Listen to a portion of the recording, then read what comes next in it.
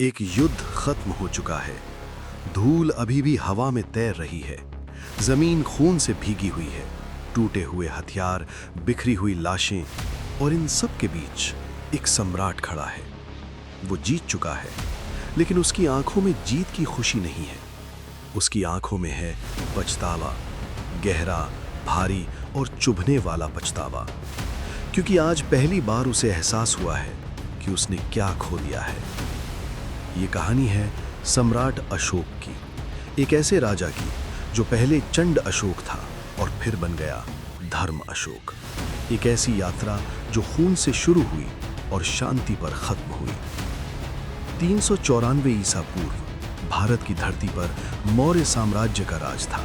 एक ऐसा साम्राज्य जिसकी नींव रखी थी चंद्रगुप्त मौर्य ने और जिसे आगे बढ़ा रहे थे उनके पुत्र बिंदुसार। इसी राजमहल में जन्म हुआ एक बच्चे का नाम रखा गया अशोक। लेकिन ये कहानी किसी आम राजकुमार की नहीं है, क्योंकि अशोक का जन्म जितना शाही था, उसका बचपन उतना ही कठिन। महल की ऊंची दीवारों के अंदर जहां बाहर से सब कुछ भव्य दिखता था, वहीं अंदर साजिशें पल रही थीं। अशोक की मां मुख्य रानी नहीं थी, इसलिए उसे वो महत्व नहीं मिला जो बाकी राजकुमारों को मिलता था। उसके कई भाई थे और हर कोई भविष्य का सम्राट बनना चाहता था। उनमें सबसे आगे था सुसीम, जो खुद को सिंहासन का असली हकदार मानता था। अशोक उसके लिए सिर्फ एक बाधा था, और यही वजह थी कि बचपन से ही अशोक को खुद को साबित करना पड़ा। जहां बाकी राजकुमार शाही जीवन का आनंद ले रहे थे, वहीं अशोक खुद को मजबूत बना रहा था। वो घंटों तक तलवार चलाने का अभ्यास करता, घोड़ों के साथ दौड़ता, रणनीतियां सीखता।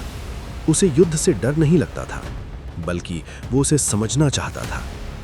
लेकिन उसके अंदर एक और चीज थी, क्रोध, तेज, अचानक और खतरनाक।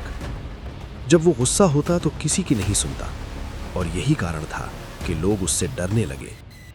लेकिन राजा बिंदुसार ने उसकी क्षमता देख ली थी। उन्हें पता था कि ये लड़का अलग है। समय बीता और एक दिन राजा बिंदुसार ने उसे बुलाया। तक्षशिला में विद्रोह हो चुका था। तक्षशिला साम्राज्य का एक महत्वपूर्ण हिस्सा। वहां के लोग राजकीय अधिकारियों से परेशान थे।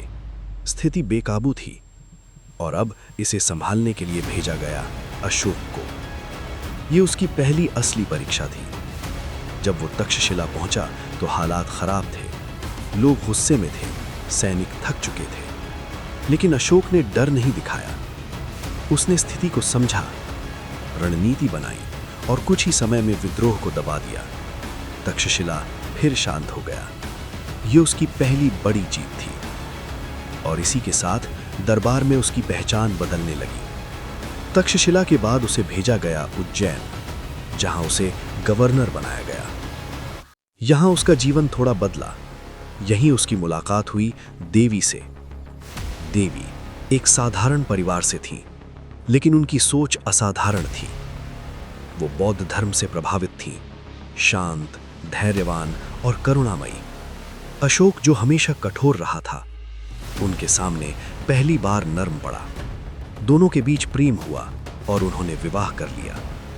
यह अशोक के जीवन का वो हिस्सा था जहां उसने पहली बार शांति को महसूस किया।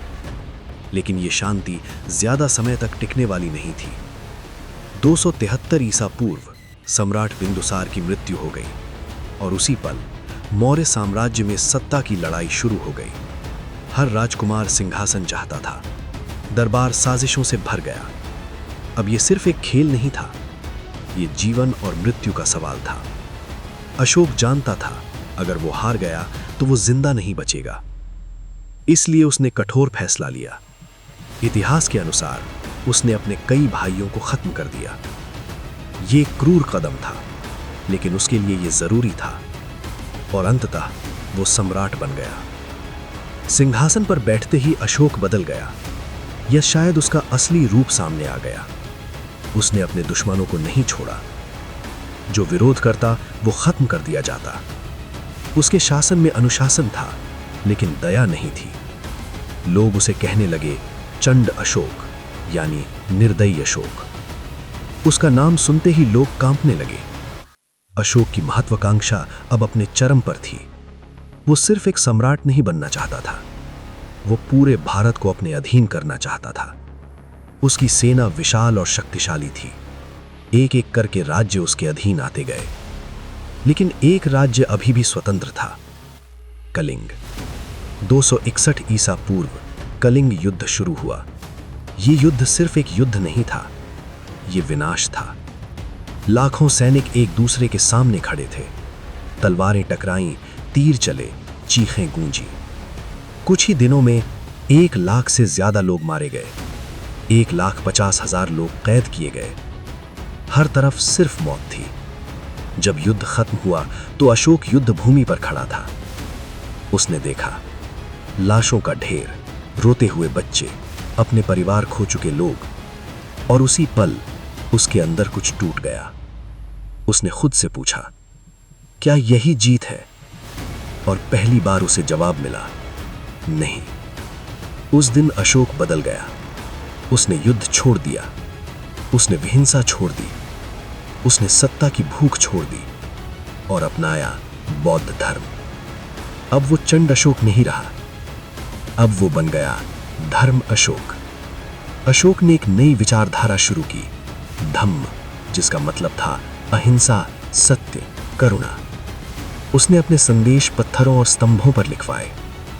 अशोक स्तंभ, ताकि हर कोई उन्हें पढ़ सके। अशोक ने अपने दूत दूर दूर तक भेजे, श्रीलंका, नेपाल, अफगानिस्तान। उसका लक्ष्य था पूरी दुनिया में शांति फैलाना।